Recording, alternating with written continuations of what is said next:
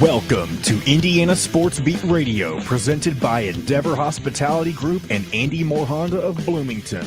Looks over the middle, second guesses, fires, throws. Does he make the catch in the end zone? Yes! Touchdown! Oladipo to win it. Another one! He got it! Another one! Another one! Huge hole! He's at the 30. He's going to go! 10, 5, touchdown! Jonathan Taylor! Galloway finds Rob Finnessy, who fires the three, and he hit it! Now, from the golf club at Hold on, Jim. I'm going to have to restart that. I didn't start the speaker. Sorry about that. It's okay. I caught it. Me too. That would have been desperate bad. Yeah. All right. Here we go. Welcome to Indiana Sports Beat Radio, presented by Endeavor Hospitality Group and Andy Moore Honda of Bloomington. Looks over the middle, second guesses, fires, throws. Does he make the catch in the end zone? Yes! Touchdown! Oladipo to win it. Another one! He got it! Another one! Oladipo! Another one! Huge hole! He's at the 30. He's going to go! 10, 5, touchdown! Jonathan Taylor! Galloway finds Rob Finnessy, who fires the three, and he hit it! Now, from the golf club at Eagle Point Studios, here's your host, Jim Coyle. Hello, everybody. Welcome aboard. Happy Friday. Appreciate you joining us. Everybody jumping on the Andy Moore Honda hotline already, as we are brought to you by the great folks at Andy Moore Honda, Bloomington's #1 Honda dealer, and our good friends from Endeavor Hospitality and the Wow Club. Make sure you go and sign up from your Apple App Store or Google Play Store. It's easy. Sign up today. Start earning Wow rewards. Wow Club members earn exclusive discounts, dining dollars to spend, and more sent directly to your mobile phone, baby. They take care of us, and they are a proud sponsor of Value Athletics. Support those who support you. Welcome aboard. Hope it's been a good week. The weather's been incredible, and we're headed to the weekend. No matter what, baby, we're headed to the weekend. Thanks to Sam, Dave, Larry, Mike jumping on early already. Plenty to talk about and get to. Alec and Lasley will be with us. We've got the culmination of the AAU circuit coming up. What is today's date? The 15th. The Peach Jam starts in 2 days, and then the others follow suit thereafter. We'll talk about that. Malik Raynaud met with the media for the first time as a member of the Indiana Hoosiers yesterday. We'll hear from him later. Zach Osterman will join us. Looking forward to that as usual. Baseball news. I don't know what did my Reds do last night. I'm just assuming yes. No. Are you kidding me? They won the series. They still won the series with the Yankees. Are you kidding me? Jim, it was an unbelievable game. Well, every game they've had has been unbelievable. Every game went to extra innings. Every game they had went to extra innings. It was a unbelievable series. I was on the edge of my seat last night. Oh my God. I'm kind of disappointed. I was so mad that I gave up on them. I'm disappointed, but that's funny. Now, the Yankees have lost a series at home to one of the worst teams in all of baseball. Now the Reds head off to St. Louis. There you go, Cards fans. They will probably get swept in St. Louis after winning a series in New York. That's usually how that goes. But, hey, got to take the good with it. That's pretty cool. So, how about the Reds? Man, shocker. Connor Bazelak named the top 50 quarterback by Pro Football Focus. And I think was it yesterday someone asked or a day before about does Indiana have a number one quarterback? I said one's not been named, or I sent out a tweet as well. But Connor Bazelak is without question to me. And it's not because I have inside information on this, because I wouldn't release it if it did. But I just, everything I hear, know about the situation, I just think that's where it's going to end up. So they can keep it under wraps all they want. I'm pretty positive, but I would bet if I had to bet, I'd bet Connor Bazelak's your starting quarterback when he come out. Deandre Ayton to the Indiana Pacers. Almost. It was so close. It was so close. Phoenix would not give him the $133 million 4-year max contract that he offered, that he wanted. So the Pacers offered it. That put the Phoenix Suns in a pickle, in a jam. They had to end up matching that. So he's not coming to the Pacers. It was close, though. So there's that. Getting back to baseball, the Mariners and the Orioles, both on double-digit winning streaks right now. This is the first time that two teams with losing records have double-digit win streaks in history of Major League Baseball, except for like the very start of the season. So you got that going on, which is nice. Had the opportunity to go play golf with our good friend John Laskowski yesterday. Was a great day, as always. Thanks to Jimmy Saunders for helping us out down there as well. He played along. Weather was incredible. I couldn't believe it. And, you know, I afterwards I thought about it, that I hit some hitting off the tee was great for me yesterday, which is unbelievably unusual. It's usually the other areas, and the other areas did get me, but it was the putting. It's the greens at the Ross course. You cannot comprehend how stinking difficult they are. I cannot overemphasize that. It was, the greens are just unbelievable. But a fun day hanging out with Laz. Some great, I just asked some, since we were down in French Lick going through, I was asking about Bird, because that was his era. Larry Bird. Can you imagine Larry Bird being on that team? I said, I go, man, what? I said, if Bird had stayed, I said, what's Indiana going to be like? 75, 6, 7, 8. I said, they could have gone undefeated for 3 years. And he's like, yeah. So you think about that stuff. But also, I found out that initially Coach Knight sent players down to talk to Bird and their coach. I'm like, really? He's like, yeah. He sent John and Kent Benson, and I forget who the other player was, but down to talk to Larry Bird and his coach.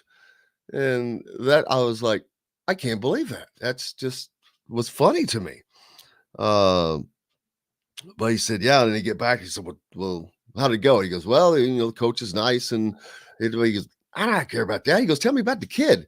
He goes, oh, he didn't say a word, man. He just sat there. So, but just a cool little history lesson there. I did not know that. But how about that? Sending the players down to recruit first. Funny. But lots going on, man. Looking forward to talking to Zach Osterman from the Indy Star.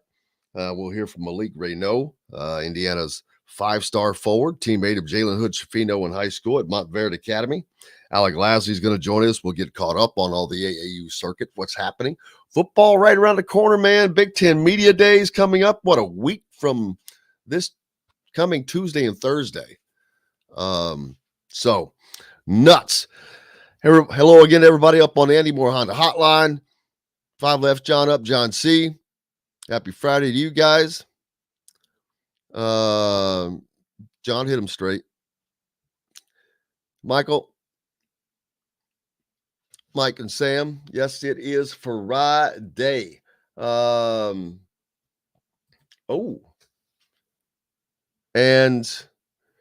North Carolina usually with a lot of good news, but a little bad news yesterday. The number 2 overall recruit in the class of 2023, according to the composite rankings, is decommitting from North Carolina, announced on social media yesterday. And he's going to sign with South Carolina. Wow. By doing so, and as long as Jackson graduates from high school this summer, he will be eligible for the 2023 NBA draft a year earlier than originally anticipated. Huh. Never know what's going on there. It's always something. But doesn't affect us this way. It's good that I guess he won't be playing for North Carolina. That's one guy you won't be seeing in Assembly Hall this season when the Tar Heels come calling. It's Oklahoma's getting, of course, they're getting their guys. Oh, some sad news about a junior out of Oregon, a tight end, 22-year-old kid, passed away, but it was, I think he fell. They were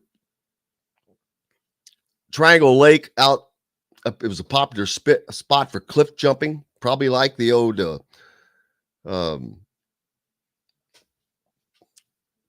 stone cutting spots here at quarries,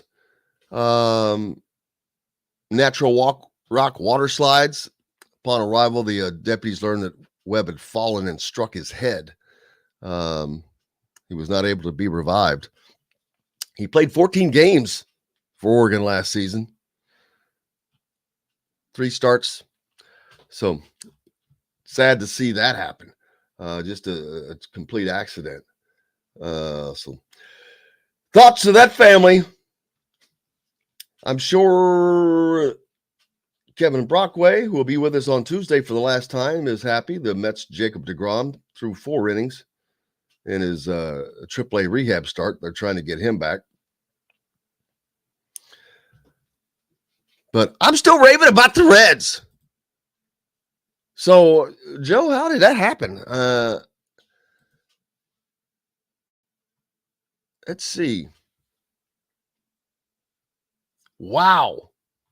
5 innings in the 10th inning. 5 runs, rather, in the 10th inning between the two teams. Holy smokes. 6 in the 8th. They scored between the two teams. They scored 6 in the 8th and 5 more in the 10th. Yeah, it was very bad. I was sitting there watching and I was thinking to myself, they're going to blow this. They're going to have the chance to beat the Yankees in a series and they're going to absolutely blow it because both teams' bullpens were horrid last night. I mean, terrible. Well, the Reds gave up back-to-back home runs in the 8th. Aaron Judge and Gleyber Torres. Joey Votto, though, dude was on fire in this series. Every game, even the game they lost, he kept him in there, and then he doubles. He had a good series. I saw his name a lot. Yeah, he really did.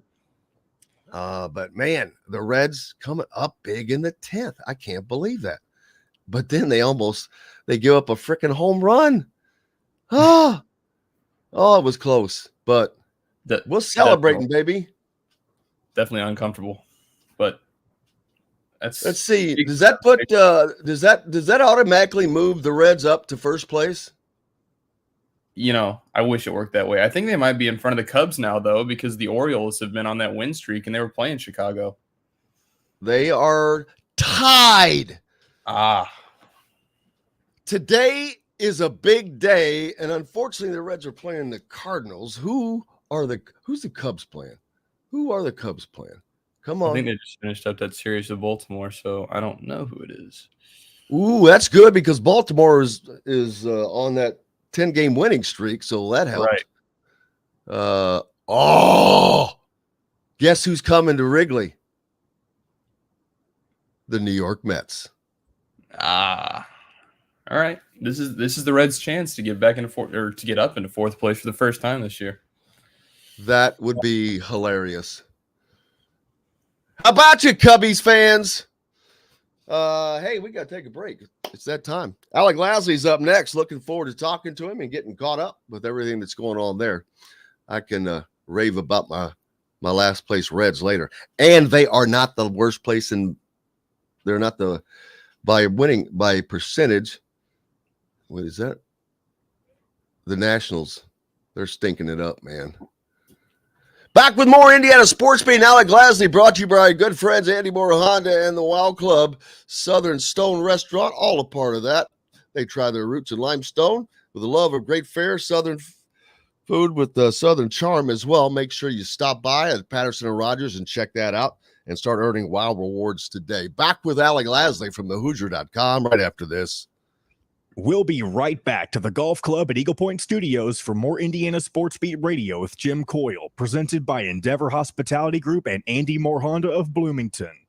When you're visiting Bloomington or a Cutter, you need... Well, where's my... Damn it. Morning. Hey, Alec. What up? Happy Friday. Yes, sir. I'm trying to get this stupid damn open pulled back up. I had it up and I don't know where it went.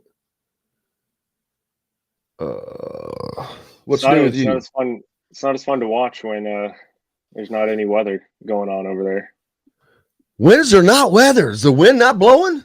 It's not doing anything. Second day, Really? I mean, the wind started blowing a little bit the afternoon tee times yesterday. I saw the look like when I was up at the die course for the Big Ten Men's Championship. I'm like, damn. Yeah, but no, nothing again in the morning sessions. So that's why the first 30 guys on the leaderboard, only one person's over par today. Well, that's okay. It'll probably come back. You got 2 more days, man. Yeah, You know but they're already 8 under. Man, But I don't like. But you don't want to have 4 days of just beating the crap out of the guys. Give them 1 day and then all of a sudden come back and beat them again. Listen, I played the Ross course yesterday and I was talking about it earlier, and it's not the course. The course is, if you just hit your shot, you're fine. But the greens, it's a different story. They're a different freaking beast. And while I was playing yesterday, I was thinking, I'm hitting unusually bad shots, but I don't usually hit bad shots. But it wasn't that as much as I could overcome those. It's getting, once I even got onto the green, good Lord, to keep from 3 putting, you needed to be within 5 feet initially. Other than that, have you ever been there? No, have you ever? Have not. Well, we need to get go up there sometime, but I cannot even. The greens are they're sick. It's a sick mind. It was a sick mind who created these greens. Yep. And I'm like, there are multiple triple tiered greens that are sitting at the top of a hill to begin with. But then there was one yesterday that there's nothing flat. Absolutely nothing flat. And I had a putt that was about probably 15 feet. And I knew there was a break to the right. And I played about a foot. And that thing got to the hole and went right about 12 feet. It went further to the right of the hole than it did to the hole.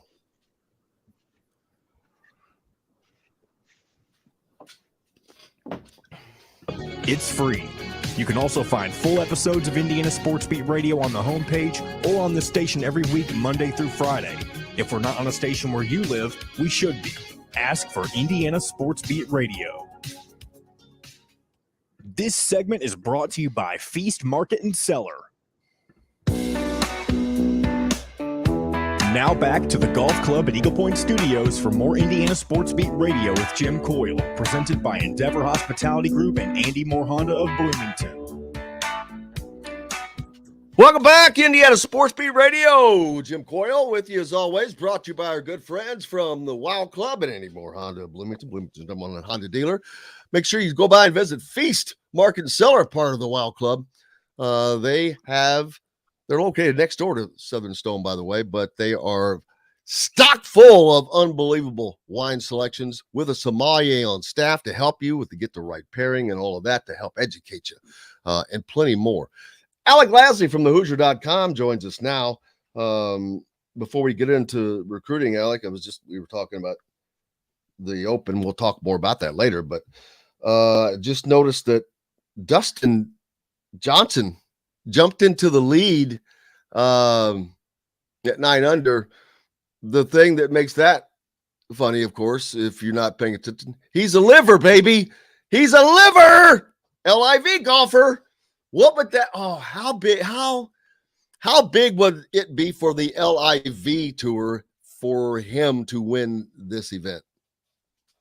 I mean, to a certain extent, not a huge deal because I mean it is Dustin Johnson. He's won majors before. He's been the world number one before. But I mean, for them to have a guy that beats all of their guys, it's kind of they're going to go. But at the same time at the U.S. Open, everyone struggled. And I think only 3 out of the 14 guys on the tour made the cut that weekend, so they needed some sort of bounce back. But you have him, Sergio. They don't really have great golfers. I mean, if you think about it, they've got guys.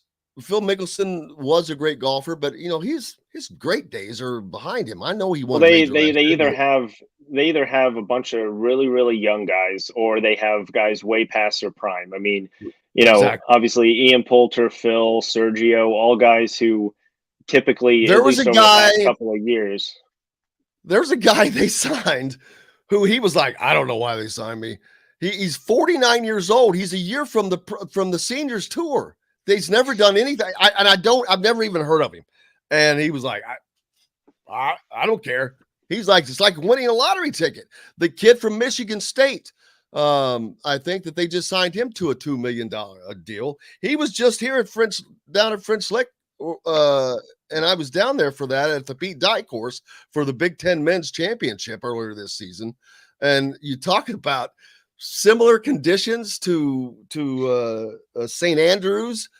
That happened overnight. Friday, where yesterday was kind of rough there, but it didn't seem to affect them as badly. But at the Dye course that day, the first day, Michigan State behind this kid was leading in the clubhouse, 13 under, I think. The next day after round 2, they were still the leader at +1. The wind came in, and that's the second highest point in the state of Indiana. I showed a picture. The flagpole was bending. It's so, and you're on top of this hill where kind of similar conditions on that links course, but it's not affecting them today, man. Everybody's got Dustin Johnson's 9 under, and then the rest of that crew, Cameron Young, Cameron Smith, Scotty Scheffler's jumped up there all at 8 under. So it's going to be a fun one. I think it'll get back. It depends on what the weather is going to be, but hopefully it gets back. But I just hope maybe it keeps John Daly in the tournament. John Daly needs to stay in the tournament. There was a picture Tim sent to me this morning of Tiger and John Daly talking yesterday. And here's Tiger Woods looking like a stately golfer. And he's talking to John Daly, he's pulling a cigarette out of his mouth with these pants that he has to have special made because I don't know where you even could find those pants. And the Santa Claus beard. But I love him because I think everybody loves him. I think the Brits love him. I think they all love him. He's just a character, but fun to watch. I think it's going to be a fun tournament. Yeah, I didn't realize he was. He's back up to even now. He's 1 under through 3 today. I didn't realize he had a good for John Daly. Yeah, make the cut, man. John Daly should make the cut. Yeah, the cut's even right now. Obviously, that's gonna move up and down throughout the day here, but yeah, that's did not know he had that round yesterday. A lot of I mean the leaderboard's great. It always is for the Open Championship, but like we were talking about before during the break there, I just like to see them struggle.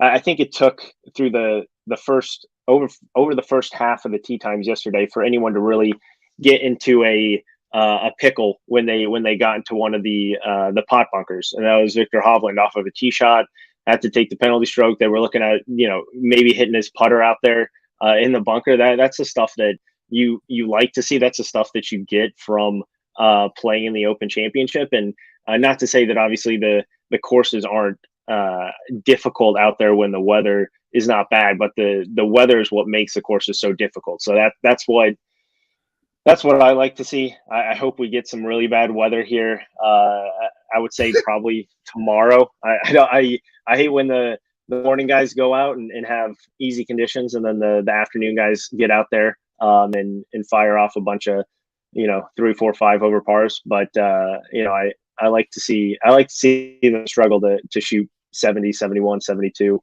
stuff like that. That's more fun for me.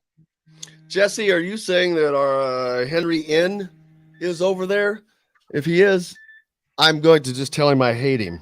No, I'm just kidding, but that would be no surprise. But very cool. That's something I need to do. I'm Irish, which I've long known, but I did the DNA thing to confirm it, baby. But I know this is in Scotland, but I would just love to visit those places, those courses. And do I need to play St. Andrews? Well, that would be great, but the links courses, for people that don't understand, they're just wide open, but they just put so many hazards out there. That's the difference between a regular course and a quote unquote links course. Tons of bunkers, waste bunkers. It's about accuracy, not distance. You've got to make sure your ball lands in an area where you can play, because you see these guys in these bunkers that they can't see out of hardly. And I asked this yesterday, Alec. I would love to know, how in the hell did they get these bunkers this deep unless they have been added in modern times with modern equipment? I mean, some of them definitely are. If you look at especially St. Andrews, you look at the pictures from, back in even, the 70s, the 60s and stuff like that. The bunkers are obviously still deep, but you can tell that they've gone back and added more. They've gone back and made some of those even bigger because just of all the tools and the equipment that the golfers have now. Obviously kind of make some of those shots much different than what they would look like back 20, 30, 40 years ago. So they've definitely modernized it, but yeah, it's fun to watch them struggle in the bunkers and get so frustrated when they know they really can't do anything else outside of just not hit it in the bunker. And yet we know that that's not the case for 99% of these guys, especially over there with one little bad bounce or 1 inch off of your target line, and you could go from a birdie to a double or a triple or anything like that. So that's what makes the links courses so fun, because you do have to be so precise on your shot. And that's why when you bring in all the weather, that's when you really get, I think definitely the best golfer that week, obviously, but one of the better golfers playing at that time, because you have to just be so precise with where you want to land your shots, distance, and you just have to sustain such a mental and physical test. And yeah, obviously we're seeing Tiger struggle with that even more so physical than mental this week. I think that was going to be the biggest test for him, who overall for the majority of this season has done a pretty good job in the first 2 rounds, maintaining a competitive edge. But obviously yesterday got off to the rough double bogey on the first hole, and then just kind of struggled to maintain any sort of level of competitiveness after that point. So we'll see if he can at least get a couple holes back here to finish, but obviously he's not going to be making the cut.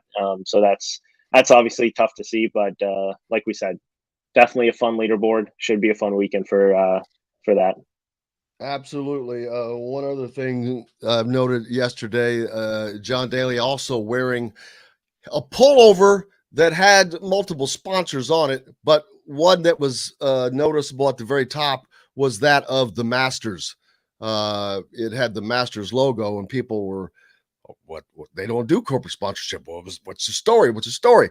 He was like, the people that do my stuff, they didn't send my new stuff, and I didn't have a gray one to match for the old gray tune. So he bought it at the Masters, and he bought that at the Masters like a patron, and then they had his sponsors put on it so he could have a gray one. I mean, that's That's the John most Daly. John Daly story out there. That is John Daly, baby. I was like, that is freaking hilarious. I needed one. I didn't have a gray one, so he's a cool dude. Let's see. We've still got time left before take a break. Not a lot going on this weekend, Alec, I don't think, right? As the Peach Jam getting started in 2 days now. 17th is when the Peach Jam starts. So. Yep, and that's kind of more pool play. So you get into the back half of next week is when the kind of tournament play starts, and you get into the actual championship portion of it, and that's when coaches can get out there and watch prospects for the final live period here in July. But yeah, this week a lot of guys are probably welcoming the time off from last weekend and the live periods in June. A lot of guys have been taking visits too, so this is a nice time before kind of the last weekend of really intense summer basketball takes place next week for both Nike and Adidas, and obviously the other circuits as well. For these guys to kind of get rested and get back ready to go for next week, when those coaches can get back out and take a look at prospects for one last time here in July. And before I forget, I know that Keegan Nicholson for the Hoosier.com is going to be down at the Peach Jam, right? Yep. Yeah, he'll be down there. And we'll be obviously having full coverage of a couple of the IU targets there as well in both the 16 and 17U divisions. And then the Adidas event gets started out in California as the guys that are on that tour, and just to try to keep it separated for the folks, who's where. I think this Indy Heat, they're an Adidas group, right? Or is that Nike? Indy Heat is Nike, so they'll be at Peach Jam. So Trent Sisley, Jalen Harrelson, that group, they're going to be the 16U team who's had a great year. They'll be down in Atlanta playing, correct? Yeah, and in North Augusta, South Carolina for that one. Yeah, you have obviously the 17U team as well is going to be out there for Indy Heat, who has obviously a ton of local talent there, looking to compete and win that. They have I would say one of the better full groups out there. Who's some of the guys that are on that team that are IU targets on the 17U team? It's not none on the 17 team, but they have Caleb Glenn, who's committed to Louisville, who was an Indiana target, Dre Gibbs Lahorn, Purdue, Logan Imes. They have a couple guys that are obviously high-end D1 talent, either committed or still getting looked at, but nothing IU related for 17U when it comes to Indy Heat. Yeah, not a lot in this junior class right now. I've noticed it's the class below them and the class above them for IU. The class above them, obviously, Xavier Booker. Where is he going to be? Yeah, so obviously in his circuit there, he's not on a major shoe circuit, so they'll just be playing in some smaller events here to kind of end out the live period. But yeah, he won't be out in California for Adidas. He won't be in Peach Jam. That's the one kind of I don't want to say negative, because obviously getting exposure is getting exposure, but when you're not on a Nike or an Adidas, you just don't get the same kind of luster when it comes to a lot of that talent. And that's why when you see the Indiana coaches specifically really kind of prioritizing some of these guys, obviously last weekend spending a majority of their time either at Adidas or Nike, and going 3 deep for both of those events a few times, and even 4 deep at one point as well. They just don't have the time when there's that many prospects and that many targets on both the Nike and Adidas circuit to go out to see maybe 1 or 2 different guys when it comes to some of the smaller non-shoe circuits. Under Armour, you obviously have a handful of Indiana targets there, but they're just not the same as especially Nike, but also Adidas too. So those are the 2 main ones, have been for quite some time, and that's why you see the Indiana coaches prioritizing a lot of guys on those 2 circuits. And it's someone like Xavier Booker. Fortunately for him, he has the luxury of not needing any more attention. He could probably stand a little less attention and be happy with it. But I did see yesterday you had out that he is set to make his list of top schools. I think on the 25th. Yep. Yeah, he'll be putting out his top schools on July 25th. He doesn't have a specific number of how many teams he's going to put on that list, whether it's a final list or a top list. I would expect it to be, right around the 5 to 7 kind of mark of those.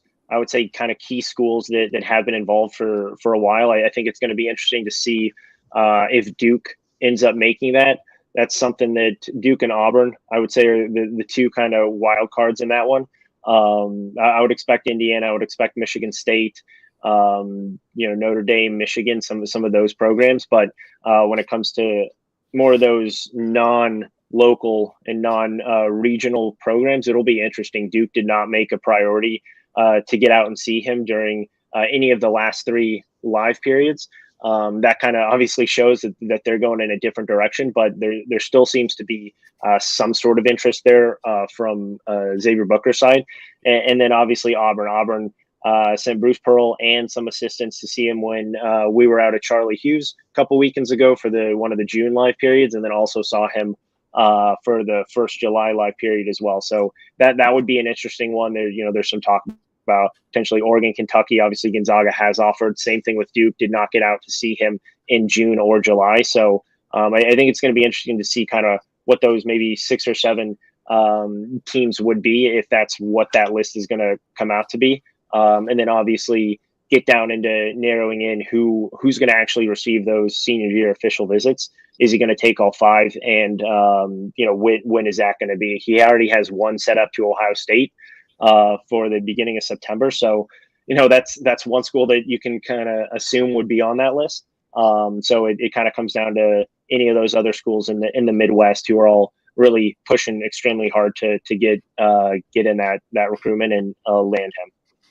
We've got to take a break, but of course we're going to come back. One of the things we're going to talk about is Jack Benner. He just commits to Purdue. Another great guard in the state of Indiana, shooter. The one thing that Indiana has just not done is sign Indiana kids, especially like some shooters. Whether it's been Braden Smith or Jack Benner, they've had some opportunities and they've chosen to go in a different direction. We'll talk about that and a lot more. Alec Lasley from thehoosier.com is with us, brought to you by our good friends at Metalworks Brewing Company, former Function Brewing Company, just off the square in Bloomington.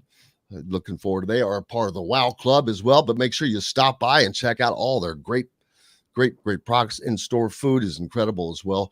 Part of the WOW Club. Go to your Apple App Store, Google Play Store, sign up, start earning WOW rewards today. Eat, drink, and earn. Back with more Indiana Sports Beat Radio right after this.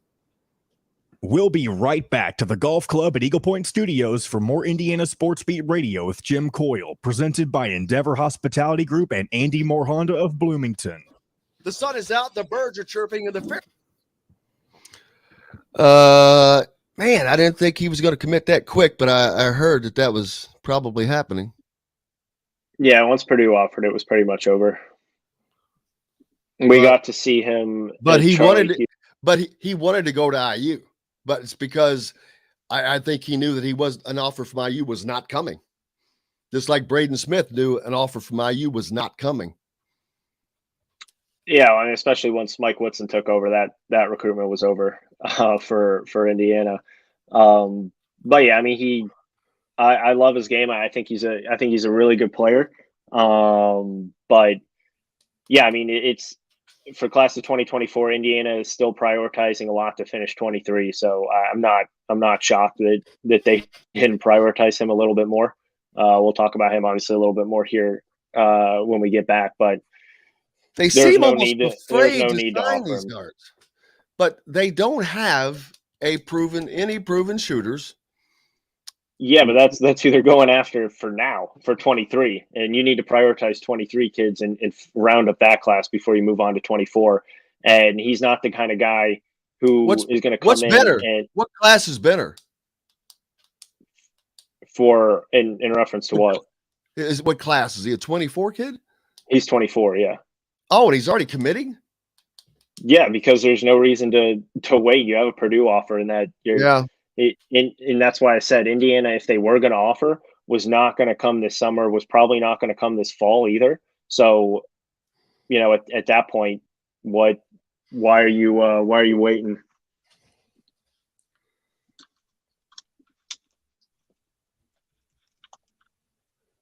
Oh, I got to tell the Larry Bird Purdue story too. I got to tell that later. I was talking earlier. I was with John Laskowski yesterday, and I'll ask him this. We were in French Lick, so I was asking stuff about Larry Bird because that's when he was at school. Bob Knight sent Laz, Kent Benson, and I forget the other player. It may have been Buckner down to talk to Bird and the coach instead of Knight going down. Wow. The first time.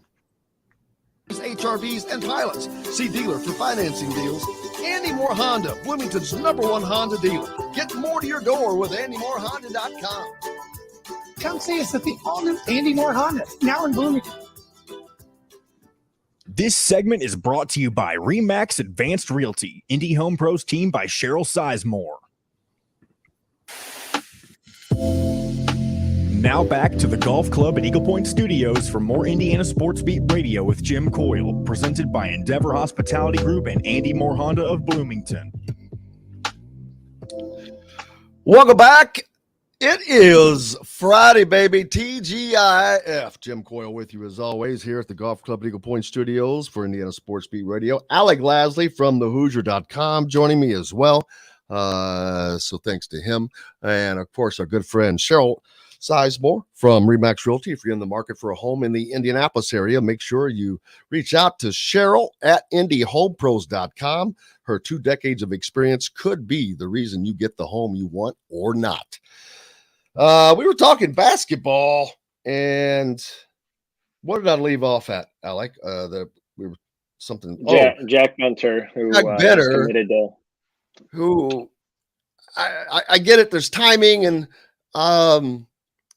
is there any danger of Indiana alienating these high school coaches because they're not recruiting now? I know they are in 25, and like Xavier Booker, but there's not a lot of Indiana kids that they're really targeting. They are specific to a few, but that also shows that Mike Woodson is targeting specific people, not where they're from. He's targeting specific talents, and he wants to bring in the best talent that he can, no matter where they're from. And I get that, but there's just so much talent in this state. It's hard to imagine that it keeps getting passed over. Yeah. I mean, historically, obviously, there has been. It's been a little bit of a down few years for some of the classes here, and especially moving into 23 and partly 2024 as well. But I mean, Indiana needs to win and needs to win now, and they need to get back to the point where they're not just going after in-state kids because they feel the need to. That's what got Indiana into a big hole in a major struggle over the last 5 years, because that's what they prioritized. And but that's because you had a guy doing that who had no chance of landing players. He was recruiting and focusing on players he had no chance to land. Yeah, but I'm going back to your point, right? I mean, he prioritized the state. He landed a lot of the state's top talent when it comes to guys who didn't go to prep schools. And he did what he said he was going to do, and basically win back the state outside of the Trey Kaufman commitment to Purdue. He did a really good job of landing a lot of those guys in Indiana. But obviously, unfortunately, they found out he couldn't coach after they got here to play for him. Well, yeah, but that's a different point. But when it comes to recruiting, Mike Woodson is never going to alienate anyone in the state of Indiana. No matter what he does, he's going to recruit guys that are going to help him win. That's going to help Indiana win big time games and get back to the top. And I think any high school coach or any high school player is going to see that. And heck, if they're not getting recruited by Mike Woodson in Indiana, they probably don't think they're good enough. And they need to either get better or they need to do something to show Mike Woodson that they need to start recruiting him. And Indiana's not going to just sit back and go to the in-state kids because they feel like they have to. That's the one good thing in positive that Mike Woodson has shown here. He's always going to have that in-state pull when he goes into a in-state recruitment. But the biggest thing with him is landing talented players, no matter where they're from, no matter what class they're in, no matter what position they play. He wants the most talented players that he thinks can fit in his system and that he thinks can help them win immediately. And that's what he's gone out and done up to this point, and that's who he continues to target. And so when you look at a kid like Jack Benter, a 2024 guard, that a lot of people continue to talk about, why didn't IU prioritize him? Why didn't IU look at him? Because he is a extremely talented shooter and shot maker. But the biggest thing with Mike Woodson's system is he wants bigger wings who can play multiple positions, also shooters. But when you look at Indiana's recruitment of 2023 kids, Jamie Kaiser, 2 to 3 inches taller, just as good of a shooter, if not better. You have TJ Power, 6'9", 6'10", similar shooter who lit up Nike EYBL, the live session in Kansas City this past weekend. You have obviously Stojakovic, who they went after, a top 50 kid who's probably going to end up at UCLA. But you have guys who are 3 inches taller, much longer, and in my opinion, much more athletic, who can come in and play immediately, and our class of 2023 kids. And Indiana needs to focus on 2023 before they move to 2024. Indiana was not going to offer Jack Benter this summer. They were not going to offer him in the fall. Because they needed to round up and finish their 2023 class. And so if people are hurt that Mike Woodson's not going after a kid like Jack Benter, who I think is going to have a really good career at Purdue, but he's not going to be someone who's going to come in and light it up as a freshman or probably as a sophomore. And when you look at the roster turnover that Indiana's going to have, especially at the guard and wing position over the next few years, you need guys who can come in, step in, and compete and impact the game immediately on both ends of the floor. And the biggest thing with him, he's not quick enough side to side to guard the way that Mike Woodson wants his guards and his perimeter players to guard as of right now. That's not to say that he can't get there, but there's multiple reasons why IU was still monitoring him, because he is a very talented shooter and player, but was not obviously prioritizing him like they haven't really prioritized a ton of kids in the 2024 class. That's some great information. And speaking of, you mentioned TJ Power. He now holds offers from Indiana, of course, but Duke, North Carolina, UCLA, and TJ Power is great, but you got to land him.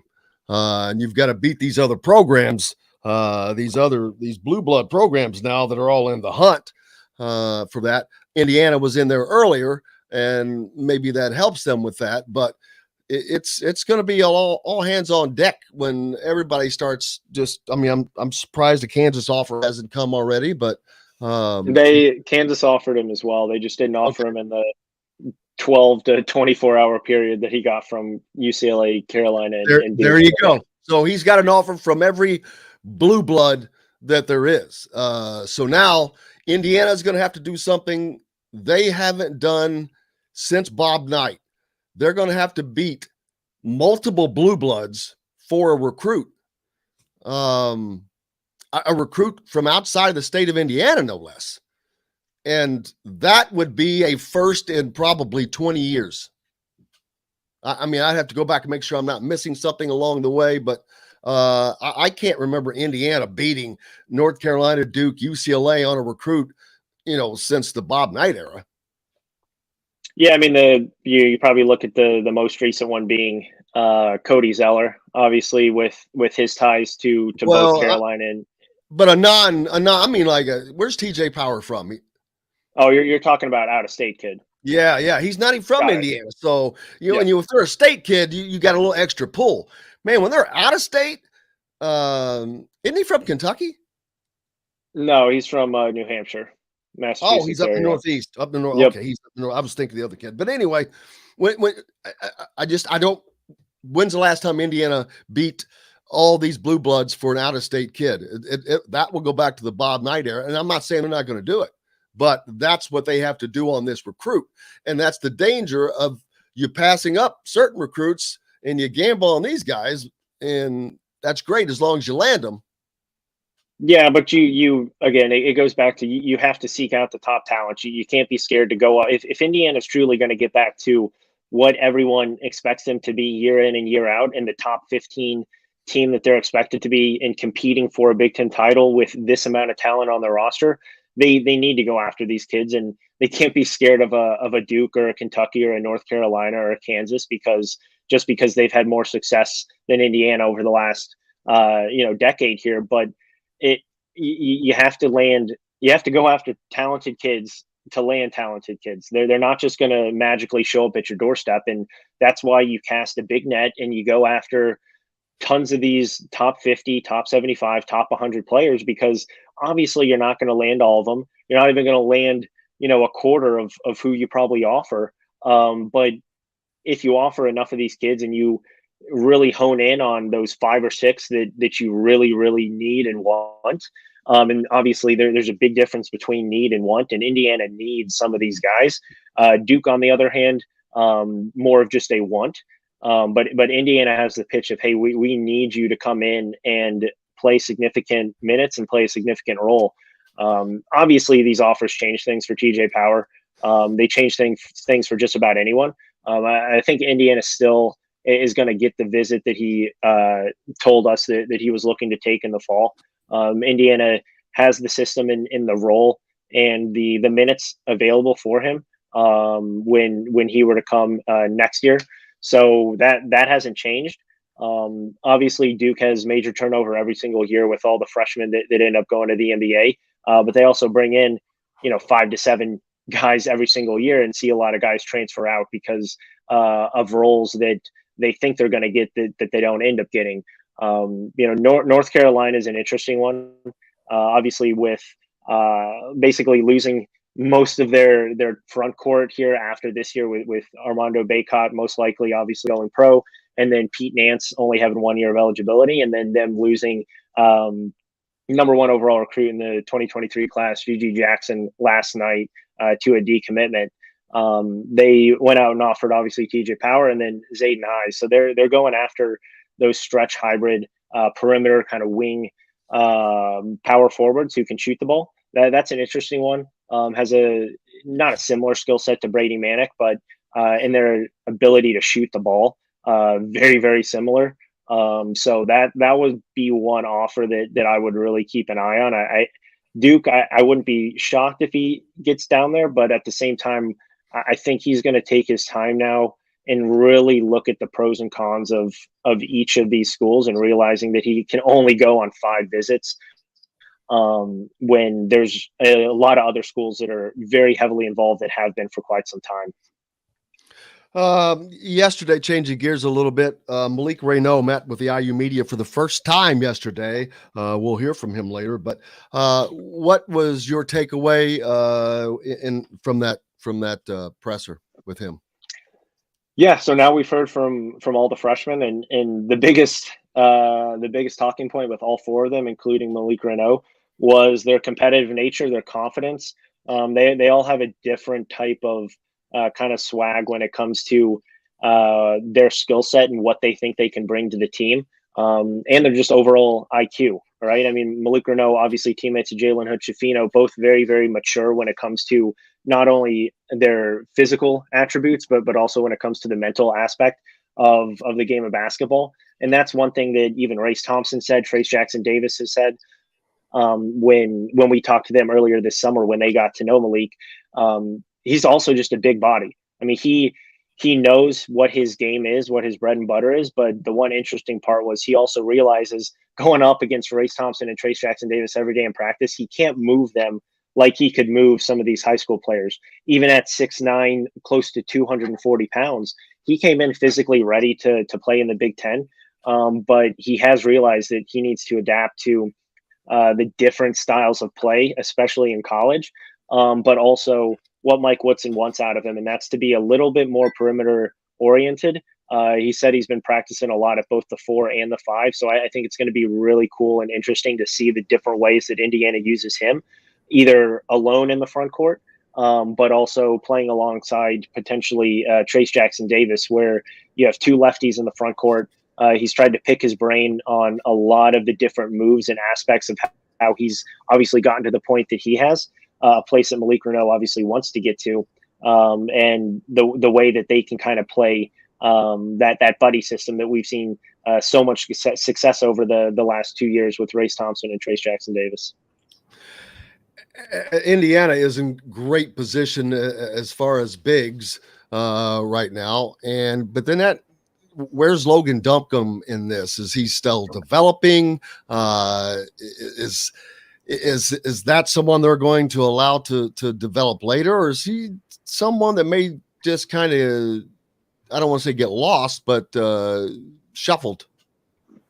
Yeah, I mean, the biggest thing, and I think we talked about this a few weeks ago, was he's still a year young for his age. He came in needing to put on a lot of weight. He didn't do that a lot last year, dealt with some injuries, dealt with some other things going on. So this is obviously a very important offseason for him to get physically stronger. But at the same time, he was never a guy who was going to make a huge impact in the first 2 years. This was a guy who you get in your system, have him learn the system, have him get stronger, have him get just more physically mature, and learn how to play in the Big Ten and go up against guys like Race Thompson, Malik Renault, Trace Jackson Davis every day in practice, and have him as a key player for his upperclassmen years. And, I see him as one of these Wisconsin type big men who you don't really hear a lot about in the first few years of their careers. And then all of a sudden senior year or junior year, right, has a breakout year, not in terms of just overall statistics, but of importance to their team, and is a guy who you can build around. And that's what Mike Woodson is looking to do. Obviously signed with Indiana and committed to Indiana under Archie Miller. So different, systems that they had in place and are going to have in place. But Mike Woodson still likes what Logan Duncombe could bring to this squad in future years. And that's what you're going to see out of him in a junior, senior year role, not freshman, sophomore year that we're getting into now with him. Yeah, Tim asking about Trey Galloway, whether he had surgery and he's recuperating. So that's the only update we'll have on that. He's expected to be out, 3 months, I think? Is that what it was? Yeah, it was about 8 to 10 weeks. Obviously, they're probably going to bring him along a little bit slower just to make sure that things are ready to rock and roll for the regular season. Not to interrupt basketball talk with golf, but I'm going to. My man, Big John, just stuck an eagle, it looks like about a 80-foot eagle putt that he just stuck. He's 1 under, baby.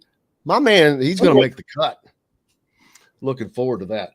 Yeah, the competitive nature you talked about, that is just something that we've heard from all those guys. But that's going to be something great that I think is going to benefit that team like they haven't had in a while, because those guys want minutes too. Yeah, absolutely. You just have way more talent in front of him, way more physically mature guys in front of him. And at the end of the day, that's going to win out. And that's what Indiana needs right now. But Logan Duncombe is obviously top 100 kid that you like to have at the back end of that rotation. Just is not ready to play significant and meaningful minutes at Indiana at this point in his career. But I don't think was ever truly expected to. And that's the good thing about having 13 extremely talented guys on this roster, where a top 100 kid coming out of high school is still struggling to see the floor come, probably middle to end part of his sophomore season. Alec, what's up next for you, the Hoosier.com this weekend? Yeah, obviously this weekend, gearing up for Peach Jam and Adidas for next week. So we have a few things coming out in preview wise for those events, and getting ready for the last evaluation period, and then getting into some 2024 guys who are looking to visit, and then obviously some of the key 2023 guys who we've talked to over the past few days and week who are looking to get on campus in the fall. That we'll have some updates on.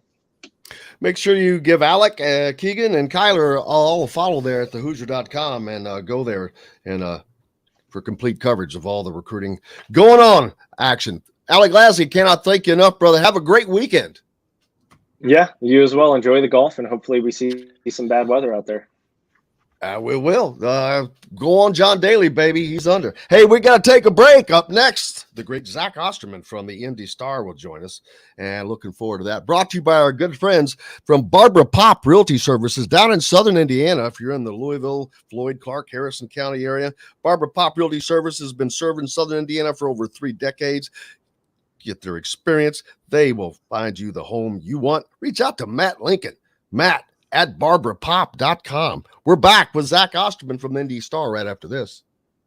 We'll be right back to the Golf Club at Eagle Point Studios for more Indiana Sports Beat Radio with Jim Coyle, presented by Endeavor Hospitality Group and Andy Moore Honda of Bloomington.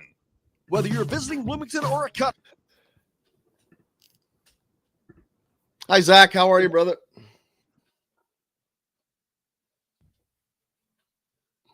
How's Zach doing? I'm muted. Sorry, there we go. My bad. I mute myself when I'm backstage just in case something goes up. So, how we doing?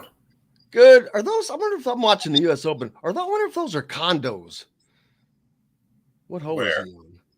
What hole? Do they? Surely not at St. Andrews. Condos really aren't a thing in the UK. Yeah, it's just it's got. There's a building that looks like that would be that. I guess it's just. They live in. I mean, a lot of people live in flats, like apartments. So I guess maybe 6 1/2 dozen sort of thing. But yeah, because this building, because it looks like exactly the same thing, and I'm like, wow, do they have that at St. Andrews? Well, that would be cool, I guess. Where do you live? I live at St. Andrews. Tiger's not going to make the cut, but John Daly is, baby. Tiger's been struggling. I haven't watched closely. John just suck a big old 80-foot eagle putt.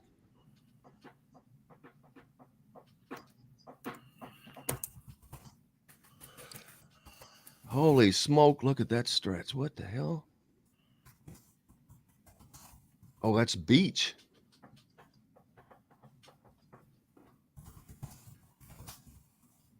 Have you ever been over there, Scotland, Ireland? Yes, I've been to both. Man. It's gorgeous. Scotland, I mean, Ireland is supposed to be gorgeous. I didn't get out into the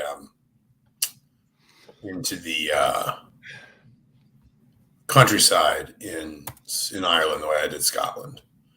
I don't know the obviously the heritage of Osterman, but you seem like you Scottish, Irish, something in that era. Is that? Yeah, Scotch, Irish, and German. Those are my primary sort of. That's funny. I'm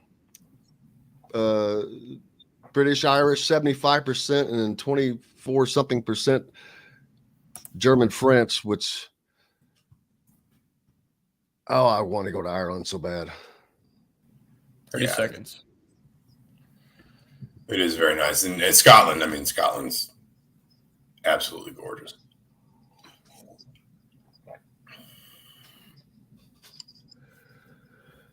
HRVs and pilots. See dealer for financing deals. Andy Moore Honda, Bloomington's #1 Honda dealer. Get more to your door with AndyMooreHonda.com. Come see us at the all-new Andy Moore Honda, now in Bloomington. This segment is brought to you by Reynolds Family Dentistry in Sellersburg. Now back to the Golf Club at Eagle Point Studios for more Indiana Sports Beat Radio with Jim Coyle, presented by Endeavor Hospitality Group and Andy Moore Honda of Bloomington. Welcome back, Indiana Sports Beat Radio here on this Friday. So that's got to make you happy. Zach Osterman's with us from Indy Star. That should make you even happier yet. Zach, how are you, sir? How's your week going? It's going well. How about you? Better than watching some of this Open, the British Open, and these guys are down in these bunkers. I'm like, holy smokes. I don't know how this guy just got out, but because he was up against the wall and he did. So they're amazing. These guys hit some amazing shots, but it's been a good week. The weather's been incredible. There's no humidity. It's been awesome. Just enjoying the summer. But we've got football right around the corner. Basketball's finishing up. We've got the Peach Jam going on and all that stuff. The Peach Jam starts in 2 days and everything else that follows. I saw Dustin's piece in regard to Donovan McCulley, which a lot of us have known that for a while, and then it came out, and so Donovan McCulley getting moved to wide receiver. We've got Big Ten football media days coming up a week from Tuesday, so it's here. There's a lot going on. It never really stopped this summer, Zach. This is one of the summer. It kind of never really stopped. Yeah, no, that's fair. I think it has felt that way a little bit, kind of in the ultimate sort of reckoning. I think there's always, listen, there is always an extent to which, while summer is quieter in terms of, actual events happening, that, there's still a lot of stuff that that we all have to kind of talk about and write about, et cetera. But this has been an unusually busy summer because of, I think, just a lot of things kind of moving in probably moving sort of in the same direction, but in different ways, if you understand what I'm saying, like NIL realignment. Sometimes faster. It's like it's picked up speed because of all these things coming together. Yeah, it's sort of like when two weather systems hit. They sort of combine and get bigger. I think the reality is that a lot of these issues all kind of stem from the same desire for reform and change in college athletics. But yeah, when they start to collide, and I think we are reaching a real point of just kind of change in we've been seeing a lot of this coming. I'm not making my point well, forgive me, but we have been seeing a lot of this on the horizon for a while. We knew for a while that something like NIL was probably going to wind up moving into college athletics. Conference realignment is nothing new. And by the way, it's not even nothing new in the last 15 years. Penn State joining the Big Ten in the early 90s was a big deal. The ACC raiding the Big East and effectively, starting the slow death of the old Big East in the 2000s was a big deal. But the point is, I think a lot of these issues have kind of been building in their own little corners, and now they're starting to meet and merge and grow even larger and move even faster, as you say. And it has been a busy summer in some ways. It'll all settle down a little bit once everyone's distracted by the games they have to play. So. Yeah, well, and we haven't seen much of that on the football side from Indiana. That's been a secret. But yeah, the USC, UCLA joining the Big Ten, of course, took on just a gigantic chunk of news. And then you've got the other conferences. They're left to do. Is there going to be a Big 12, Pac-12 merger? What are they going to do? What's going to become of the ACC? Because they're so weak in football. They have some big basketball programs, but there are a lot of questions involving college athletics, where it's going to continue to go. And I don't know. Obviously, I have no idea. I don't think the Big Ten is done. Is 20 the ultimate number, the ultimate stopping number, do you think? I don't really know what the ultimate stopping number is. And I think we had a conversation about this maybe not, sort of right after everything, which was, I think we literally talked like 12 hours after everything happened. I think, to my mind, there's two parallel tracks here. One is Notre Dame, and Notre Dame is its own thing. There is no other Notre Dame out there. Like before all this started last year, you had Texas, Oklahoma, Notre Dame, USC, UCLA probably just about fit in that category, particularly because they were in Los Angeles and because they're a state school. which USC isn't. I think people forget that USC is a private school. But those 4 or 5 schools were the big ones that weren't affiliated with one of the top 2 conferences, because it has for a while been the Big Ten, the SEC, and then everyone else. Then Texas and Oklahoma go to the SEC, so then it's just the 3. Then 2 of the 3 go to the Big Ten. There is not another brand in any way you want to discuss it, from whatever direction you TV markets, fan engagement, brand strength, there is not another brand in college sports that is as valuable or even close to as valuable right now as Notre Dame that's not already affiliated with the Big Ten or the SEC, either as a full member or a pending member. So Notre Dame is off to its, to one side, essentially. Beyond that, I actually think really the Big Ten and the SEC, the sensible move may be to figure out what the next step is in the playoff. And when I say that, I don't just mean expansion. I'm not just saying we had 4 teams, now we have 8, or we had 4 teams, now we have 12. But you've got powerful people in college athletics talking openly about just removing whatever control the NCAA had left over college football, Division I college, FBS college football, to be very clear, not FCS, not Division II, but FBS college football, and just moving it under some sort of new sort of governing structure, probably built around the playoff, because the playoff was already there. The playoff is a physical, tangible thing that exists. It has administrative capacity, and you can just build it out.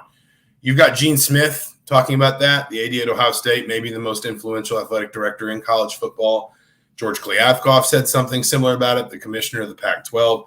When these people are talking openly about this, it's not just something that maybe you're floating in conversations or you're willing to give to a reporter on a condition of anonymity, but like something you are saying out in the open with your name attached. That should tell you the direction that this is moving. And I think if you're the Big Ten, the SEC, and I'm not saying I'm smart enough to know exactly what it looks like, but I think you need to sit down and figure out what the future of the playoff is, not just in terms of saying, okay, how many teams are we going to, how many spots are we going to go to? What's the format going to be? But like physically, what is the playoff going to be in 5 years? Is it just going to be an expanded version of what it is now? Or is it effectively going to be a governing structure that runs college football? And if it is, what role is everybody going to need to play there? The schools, conferences, TV partners, all of that. How does that get built out? That's an incredibly complex thing. Now you have a blueprint. Obviously, you've got years of the NCAA and rulemaking bodies and different things like that, and how to go through all these different processes. But you got to build all that out if you're going to do it. We'll see if they actually do it. But they're talking about it so openly suggests that it's no longer just sort of it's just idle discussion. So you got to figure out what that is. Then that's when I think you sit down as, in your own individual rooms, in your own, conference HQs or whatever. And you start asking the question of, well, then what's the best future for us? Is it 16? Is it 20? Is it 24? Is it basically turning college football into 2 super conferences, a la, like a metastasized NFL? What is the best, or is, have we reached a point of essentially sort of maximum capacity, and everything from here would just be largesse? Everything from here would just be dead weight, and we're just going to stick at 16. We'll let all the other schools and conferences sort of figure things out around us, and as much as they have the political will and the political clout to grab a seat at the table, we'll allow them some of that, but ultimately we're going to stay in charge. I think, and forgive me, that was a long answer, but it's a detailed discussion. I think the next step is find a way to figure out what the future of the playoff is. And I agree that there's going to be changes, and the NCAA, I do not expect to have a part in that. But the NCAA is only an extension of the universities, the presidents and chancellors, which I assume this will be the same thing. But they're going to have to govern. Who's going to be the watchdog? Who's going to make I don't know if it's even possible to do anymore. But cans are on my son pulls these out of the trash. He calls them his rocket boosters. I just realized that they wound up on your show. So that's all right. I really just need to empty the recycling in my office, but I don't know how that's probably a month's worth, but he pulls them out because he likes building things with trash. So you drink those? I can't drink that stuff, man. Yeah, my wife and I like them. Yeah, I don't know. Again, I just have a recycling bin up in my office that I never empty out. He finds it and starts rooting through it. Sorry, didn't mean to cut you off. I wanted to explain why there are a bunch of empty LaCroix cans sitting next to me. I'm pro recycling, baby, always. But yeah, there's going to have to be a watchdog. And so are you going to have the fox watching the hen house kind of a situation? I know that's not going to be how it's set up, but if the SEC is not exactly afraid to bend lines, I mean, not that other teams aren't, but obviously it seems a little more rampant in the SEC, and they're far and far ahead of the game of that. But what's going to become of teams like Rutgers? Is it worth it to the Big Ten to pay a team $100 million to be in the league? Is the Big Ten getting that value back? Well, I mean, here's the thing I would say, because there is also there are a lot of parallel discussions happening right now, and there are a lot of theories from smart people you can find out there. One of them is this idea of some sort of super league, of some sort of do just the best college football brands in the country get together, lop off, forgive me, but lop off all the Indianas and Purdue's and Rutgers and Vanderbilts and Ole Misses and just the people that ultimately, the schools that never compete in that conversation and just go do their own thing. Number one, as a soccer fan, I listened for 25 years as European soccer talked about something like this. And then last year, they announced it out of the blue, out of nowhere. And the backlash from fans, players, managers, sponsors was so strong, it didn't make it 4 days. Wow. Before they just dropped the whole thing. So they wanted to go away from the champions in the Premier League. The best 20 teams in Europe just wanted to go do their own thing. They wanted to basically leave their leagues behind. They wanted to go to close shop and just play their own games. Essentially, I don't remember all the details, but the point is, they didn't make it a week. Yep. And that's only one example, but it's the best approximation we have. And I suspect that if Ohio State and Alabama suddenly just said 24 of us are going off to do our own thing forever, I suspect you would see something similar in this country, maybe even from those fans. Because the other thing I would say, and listen, TV money always talks, but we are also reaching a point where basically everyone has enough money and is going to have more than enough money. For example, does Michigan want to sign up for that if they're going to go 4-8? You know what I mean? Oregon right now might be looking at its options and saying we can position ourselves as the class of this new Big 12, Pac-12 merger that kind of stretches from the Pacific Northwest through the Rocky Mountains all the way down into Texas. And we are sort of the frontier conference or whatever you want to say. And we're the marquee brand in it. We're going to win it every year. We're going to recruit the heck out of the West Coast, and we're going to go down to Texas and get all these athletes and all these linemen, and we're going to be great. We're going to be like the best of the rest. Does Oregon want to go in there when they're going to go 3-9 every year? When suddenly we build a 24-team Super League? Because at the end of the day, when you remove, and again, I'm not trying to be flippant, but when you remove the schools like Indiana or Purdue or Vanderbilt or, out west, Cal, Arizona at times, whatever it's been, you remove the schools that give you the easy wins sometimes. Yes. When they're not good, the schools that are not hard for you to beat, suddenly you go from 10-2 to 6-6.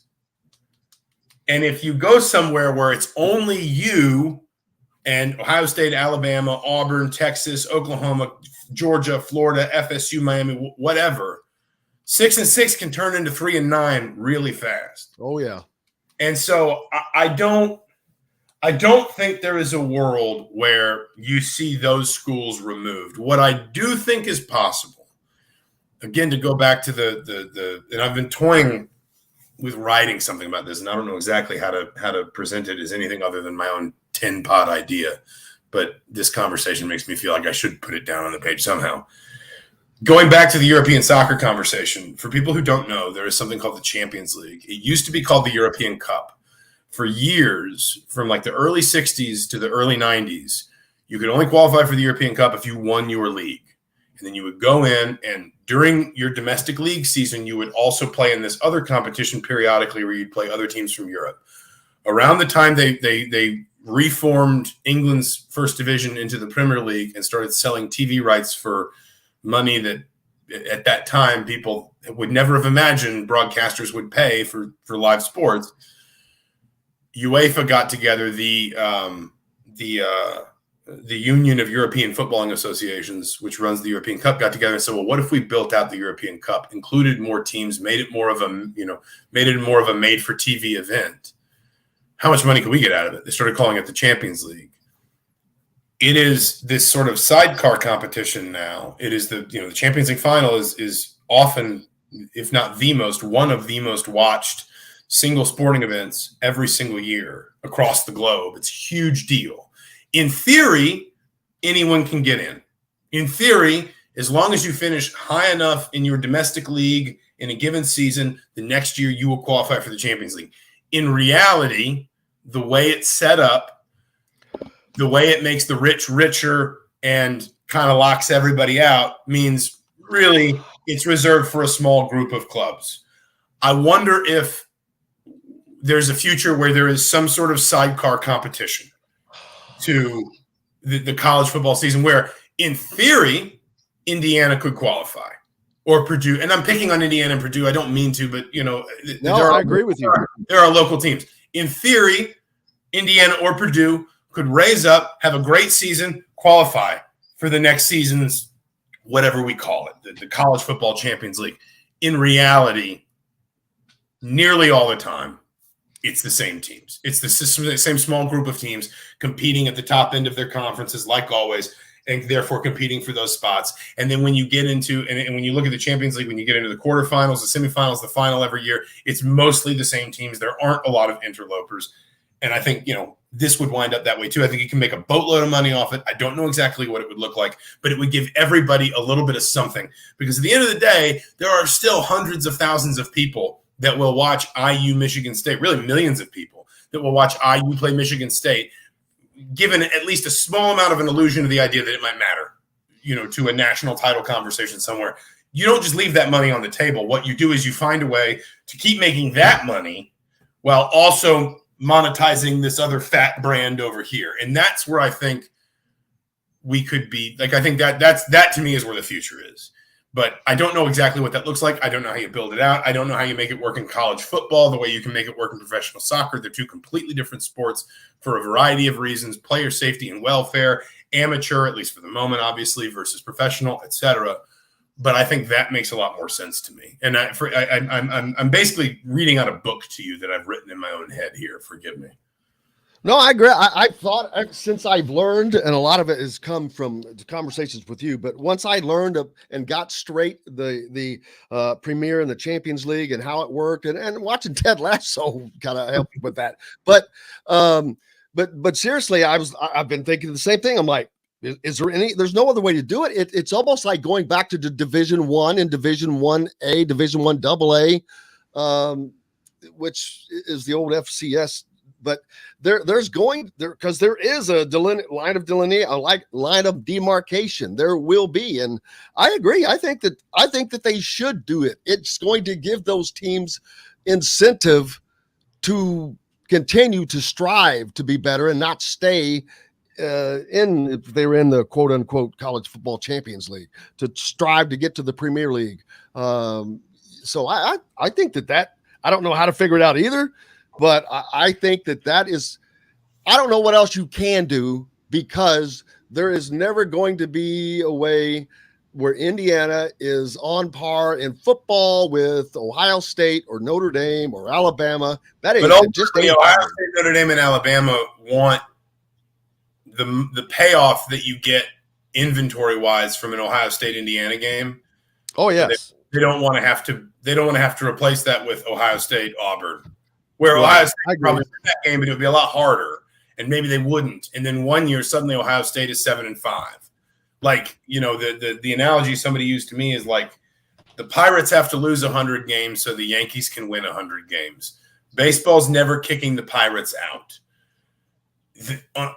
In theory, both teams have an equal chance of winning the World Series. We know in practice that's not the case most of the time, but each serves a purpose in the ecosystem. Now, the other thing I would say too is the stuff we're talking about, and I don't know if I use this analogy on or this reference on you or somebody else, but like, you know, if you remember that movie Apollo 13, the Tom Hanks movie, there's a point where they're arguing in the capsule about what's going wrong, and Tom Hanks says, like, we're on step 8 and you're talking about step 493. Like right now, what we are talking about is it's not going to happen next year. It's not going to happen. I would suspect something like this or a super league or something of that nature is going to happen. People are going to try to do it. I would be a little bit surprised if they tried to do it, for example, within the lifespan of the pending Big Ten media rights deal, unless it's a lot longer than I expect it to be. But like, the point is, we're not going to wake up tomorrow and somebody's going to be like, this is the new order. There are a lot of steps between where we are now and this, but I do think this may be where we are going. I agree with you. Zach Osterman, what is next for you, man? Writing more about NIL. I can't. I'm trying to get out from under all this. And then obviously, as you said, we got media days in a week and a half, and then summer's, you know, basically over. It's just going to be hot work. So it is a struggle, baby.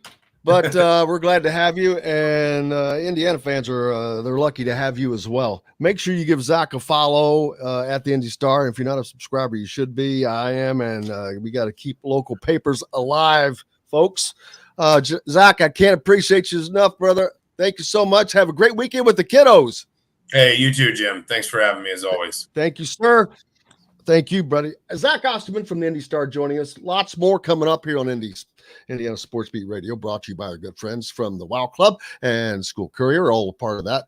Let's see. We got to take a break. We'll wrap it up.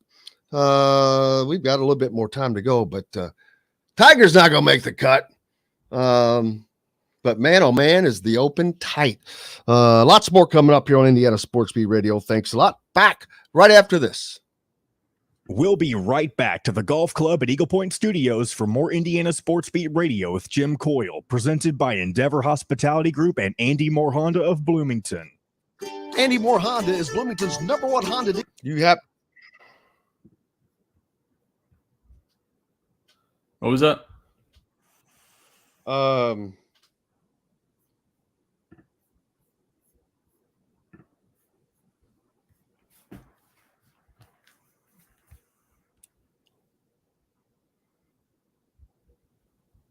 So I guess we could either do a really, really short segment or just go through till the end of the show.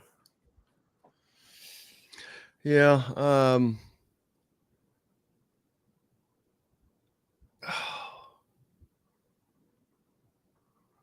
Well, I need to get that other break in. Yeah. I need to get the other break in. Okay. What's that? That's fine. We'll do that. Yeah.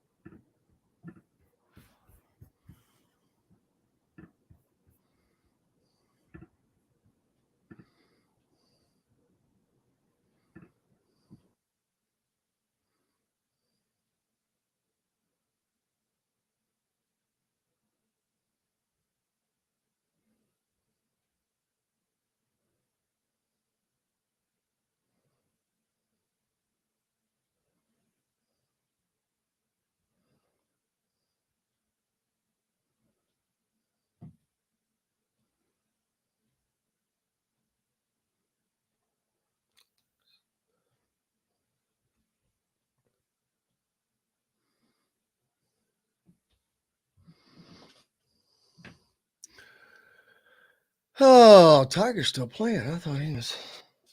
Oh, do you have Malik Renaud? Yeah, I've got 3 different questions. Great. What are the questions? One is asking about how he's adapting to the weight training and how his body has changed, and talking about Cliff Marshall. Another one is about the defensive mindset of the team and how he's adapted to it. And the third one is about how he's learned from Trace Jackson Davis. Yeah, you don't have to play the. Who asked those questions? You don't have to play the questions. Okay. Unless you've already got it cut. Unless you already cut that way. If you don't mind. Yeah, it's no problem this time, but I generally don't, because it depends on who it is. It could be someone that I prefer was not on here. You know what I'm saying? They don't say their names, so. Oh, I know, but voices are easily recognizable. I got you. 20 seconds. Do you recognize my voice? Yeah. Brian Carroll from Orleans. 0961. Cheryl Sizemore from Remax Advanced Realty. Let Cheryl Sizemore get you in the home you want today. Cheryl at IndyHomePros.com. This segment is brought to you by Courtroom Sports Grill in Bedford. Now back to the Golf Club at Eagle Point Studios for more Indiana Sports Beat Radio with Jim Coyle, presented by Endeavor Hospitality Group and Andy Moore Honda of Bloomington. Oh, welcome back, baby. It is Friday, and it is a good-looking Friday. It's been an incredible week. Right now, the 73 degrees outside, and man, that's just nice. Now, it is going to get hot tomorrow. Unfortunately, it's going to pop up to 90. Wait a minute, did that change? Yeah, now at 84. No, that's today. Too bad. 89. Straight shower, thunderstorm possible. Just gonna be one of those. Humidity up at 64% tomorrow. Man, what was it yesterday? I'm curious because it felt so nice. I can't pull that back up, can I? It won't let you go backwards. But oh well. Yeah, they're following Tiger on the Open. Yeah, I guess he is making his last. I guess he's on 18, I think. He's not going to make the cut. Unfortunately, he is +7. But a gallant effort for him. My man. Oh yeah, 70 up in the UP. That's just heaven up there. It's always just beautiful. A little Cantori action for you. Yeah, I have a picture from that Big Ten golf tournament that looked like Jim Cantori covering one of those hurricanes. I could have almost leaned forward. Darren says Tom Allen seems to be treating this season as all business. Can't say he blames him. No, I think they're always businesslike, but they're just being more secretive. They're trying to get things bottled up. They got to get things packed up. Tiger giving a cap to the large throng of people he's getting a standing ovation from. He's actually possibly tearing up. Wow. I think he is emotional walking up that 18th green. I'm wondering, surely this is not going to be the last competitive round he plays there. I think that he's going to continue to work to come back, hopefully. But you can tell this actually, I don't know that I've never seen Tiger Woods like that. He's walking up the 18th to the green, and he's got tears in his eyes from the appreciation the fans are showing him. That's wild. Very cool. My man John Daly's going to make the cut as long as he doesn't blow it. He was 1 under last time I checked. Wasn't how my day went yesterday. That I can tell you. What's going on this weekend? What are your plans? What are you doing? Yeah, we were through Orleans yesterday. Brian, listening to us from down there, said he could have brought us a speakeasy pizza on our way home. Man, we could have just stopped. We could have just stopped in. We went right through there. But yeah, I love going. You get to go through all the small towns when you're driving like that. Dustin Johnson's still leading the opener right now at 9 under. And then there's 1, 2, 3, 4, 5 guys at 8 under. So that's going to be tough. Jennifer says Tiger Woods makes golf fun to watch. Love him or hate him. He did so much to make the game more popular. He did for a lot of people, that's for sure. Ross says it's another sunny day there, and he's at Eldora. Indy's Tyler Courtney got passed on the final turn and missed a $100,000 victory check last night. Oh, man. I feel bad for Tyler Courtney. That sucks because second? First loser? That's what Ricky Bobby said. It dang sure wasn't $100,000. Man, that hurts. This weekend, not a ton going on, but it's like the last weekend where nothing, where it's kind of easy because boom, following, Sunday, the Peach Jam starts. All the other ones start shortly thereafter. All through that weekend, you come back. That Tuesday and Wednesday are Big Ten football media days. Right after that, we'll have IU football media days. Boom, football practice camp will open. We've still got, basketball stuff going on. It's not going to stop. And the Reds beat the Yankees in a series. Did I mention that? Now they're going down to play your Cardinals. Got a lot of Cardinals fans. I know. Don't get mad at me, my peeps on the ref. Man, where you can hear the Cardinals. 97.7 WREF. Always the right choice. Home of the Cardinals down there in Evansville. So you can listen to the Reds and the Cardinals this weekend. I expect the Reds to lose that series. I mean, what else would you do after beating the Yankees in a series? But get swept. I wouldn't be surprised if they get swept. Oh, come on, man. He's +1. The cut has been thought to be right around even. So he's tight. What's he going to do, Joe? We got to get him in there, but let's take a quick break. We got to get this last break in, and then we'll come back and finish it up as Tiger putting towards the green. What a wild putt that was. More Indiana Sports Beat Radio brought to you by our good friends at BB's Market.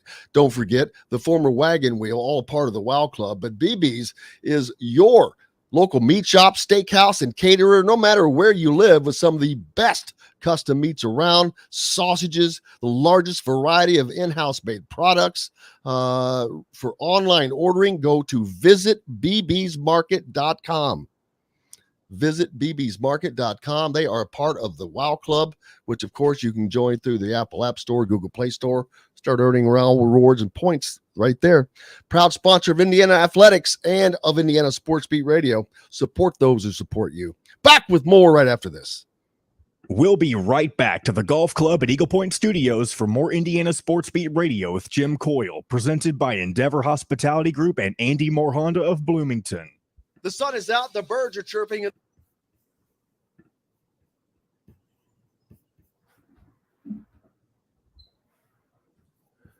The Pacers almost got Deandre Ayton.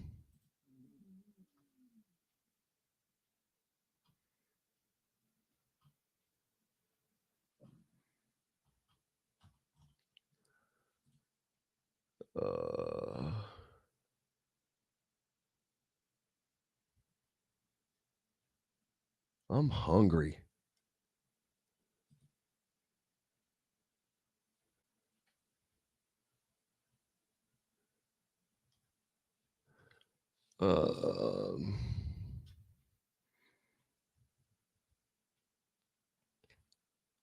What is that? Why do you keep sending me those?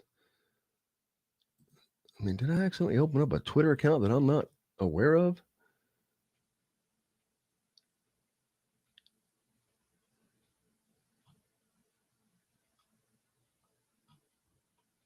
I'm not sure what this is.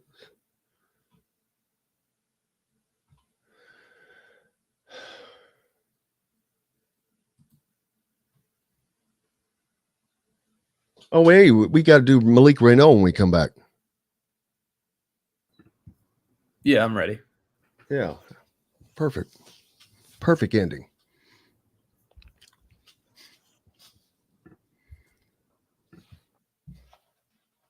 Zach's clip will be good. What is the future of college football? Where do teams like IU fit?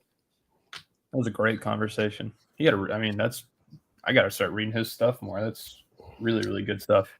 I tell everybody I tell my people all the time, there's like a very short list of people I tell them to read, to learn, to take in. He's one of them. Rick Bozich is at the top of my list. Bob Kravitz is on that list. Now his stuff's not always about IU, but great writer. Dustin does a great job. DePiric.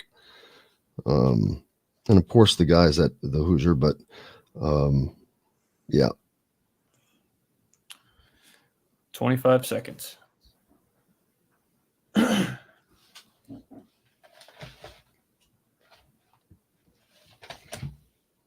HRVs and pilots. See dealer for financing deals. Andy Moore Honda, Bloomington's #1 Honda dealer. Get more to your door with AndyMooreHonda.com. Come see us at the all-new Andy Moore Honda, now in Bloomington. This segment is brought to you by Bubba's 33 in Clarksville. Pizza, burgers, beer. Now back to the Golf Club at Eagle Point Studios for more Indiana Sports Beat Radio with Jim Coyle, presented by Endeavor Hospitality Group and Andy Moore Honda of Bloomington. Welcome back. It is Friday, and we're happy to be here. Indiana Sports Beat Radio, Jim Coyle with you. Taking in the Open, I'm watching it, and Tiger just missed a 5-footer for birdie to end his day to I think go to plus 10. So he is not going to be close to making the putt. He gives a nice tip of the cap to the crowd, and I'm sure he cannot wait to get off of the course. But fun watching that. Malik Renault, Indiana's last freshman that we had not heard from, met with the IU media yesterday for the first time.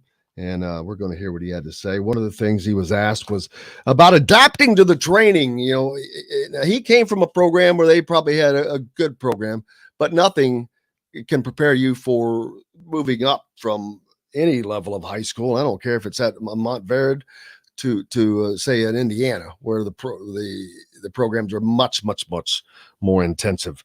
Working with Coach Cliff. But let's hear what he had to say in regards to adapting to that training. Give me 3 or 4 things basketball-wise that you're. Malik, just you mentioned competing with the older guys. I mean, I imagine that means you've probably got. Yeah, Malik, last week, CJ kind of talked about the defensive end and how much work and emphasis he'd be putting on that as he's transitioning. Did you just let one of them run, brother? We'll figure it out, Joe. Don't worry. Yeah, Malik, last week, CJ kind of talked about the defensive end and how much work and emphasis he'd be putting on that as he's transitioning to play in the college game. For you, what is your kind of development going on the defensive end? What have you learned in this month or so you've been really on campus? What have you learned in that aspect? It's a big difference from high school basketball to college basketball on the defensive end. A lot of terminologies you need to learn, and just ultimately buying into what Coach Winston got to say, because they were the best college, one of the best defensive teams last year. So it's really buying into what Coach Winston's saying and understand the defensive schemes that he's going through at the time. And obviously you can hear the maturity meeting with the media. That's not an easy thing to do, especially as a freshman. He's doing it with ease. Joe, join us and just let me know what our next clip is about, because I know that we've got one that talks about him adapting to the training, and then one that talks about him working with Trace Jackson. What's up next? Yeah, we're going to go ahead and go with the one learning from Trace Jackson Davis next. Beautiful. So go ahead and pull that up. Hey, Malik, just you mentioned competing with the older guys. I mean, I imagine that means you've probably got a lot of run-ins with Trace Jackson Davis so far. What's that been like? And you know, how what kind of similarities do you see in each other's games? What are some things that you've learned from him already and that you think you can pick up from playing against him and being around him? Well, from Trace, I mean, we're both lefties, so I mean, I keep in mind about what he does with as a lefty. I mean, he's real dominant down low, and understands how he can control his man in the post, and he just finds a way to get easy baskets down low. And I look at that and I see how I could resemblance to Trace being tough and being dominant down low. And then when it comes to like competing with older guys, just really like not falling into all the trash talking and just really just ultimately playing my game, and that helps me compete against the older guys. And I think I do a good job of that. That's important for two reasons. For his own development, first of all, the more he goes at him, the harder he goes at him, the better it's going to be for him, because he's going to learn a lot more by doing that. Then, of course, Indiana needs that. Trace Jackson Davis needs that. Race Thompson needs that. Logan Duncombe needs that. They need the guys that are going to push them. I don't know what that was like last year, but there was a little more experience behind, but I don't know how that translated on the practice court. But I'm pretty certain it's going to be there this season, but looking forward to that. I think we have one more clip. Is that right, Joe? Yeah, we've got one more. It's actually not the one about Cliff Marshall. To go on to that question, though, he did talk about how Coach Marshall wanted him to focus on maintaining weight, but putting on a lot more muscle mass. So that was what he talked about in this question. But this particular question is about more like some things that he's learned since, practicing with the team and being on campus. So this is that. Give me 3 or 4 things basketball-wise that you're most confident in having impact your freshman year, like certain skills, certain moves, certain things that you feel that's going to be something I'm going to be able to have as a freshman once games get going. I say having a winning mentality, competing on the court, doing whatever it takes to help my team win, not only just, trying to score the basketball, but help on the defensive end, set good screens for the point guards and stuff like that. And, just try to do all the little stuff. And that's what's going to help my game expand into like scoring. And that's what's going to build my confidence up to be able to score the basketball and to play defense and all that stuff. That's Malik Reynaud, 5-star forward, big man out of Mount Verret Academy, former high school teammate of Jalen Hood-Schifino, now on teammated on the Indiana Hoosiers with him. So we'll look forward to seeing those guys later on. It's going to be a while, of course, before we get a look at them. But I think it's going to be a very fun and interesting thing to see, because I'm sure they're in there getting after it. And with the sounds of these 4 freshmen all talking about the competitive nature and competing, which means they want to play. None of them are going to start minus Jalen Hood-Schifino, but they want to play. Malik Reynaud wants to get on the floor. CJ Gunn wants to get on the floor. Caleb Banks wants to get on the floor. But guess what? Tamar Bates wants to be on the floor. Jordan Geronimo wants to be on the floor. Anthony Leal wants to be on the floor. That's what you want. Competition. Tom Allen says it all the time. Iron sharpens iron. But Indiana needs that. But you have to love hearing CJ Gunn talking about that dog in me. And and I believe him. They have to show that on the floor day after day in practice. That's so hard. It's draining. But you've got to be driven, and that's how you're going to get to that point. Man, a great show today. It was fun. What is anything fun that people are doing this weekend? It doesn't seem to be any concerts going on. I know Ross is over in Eldora watching their sprint cars over at Tony Stewart's track over there. I'm not sure exactly what they have going on over there, but I can look that up very quickly. Eldora Speedway is in Rossburg, Ohio, for specifically, if you wanted to know that. Well, they're talking about the guy that won the. I see the one thing where the guy won the $100,000 race after a ferocious mid-race battle between Tyler Courtney and Rico Abro. It was Brent Marks who snookered them both and took the top spot in that last lap. Man, that's $100,000, baby. I'd love to somebody give me a check for $100,000. I'd take one for $10,000 right now. No, Tim, I did not make it to any of those, and it was sad because I was down there for most of the time, but I think I was off being a sports anchor someplace else. Bill says Woodson will show IU fans what an elite coach can do and how IU will return to the top of college basketball. Well, he's got them seems to be heading in that direction. Brian C is with us, says Beanstalk in Orleans, charity for mental health, concerts. There you go. Help out some folks. That's right down the road from Bloomington. I mean, it's not 25 minutes, I'd say, to Orleans.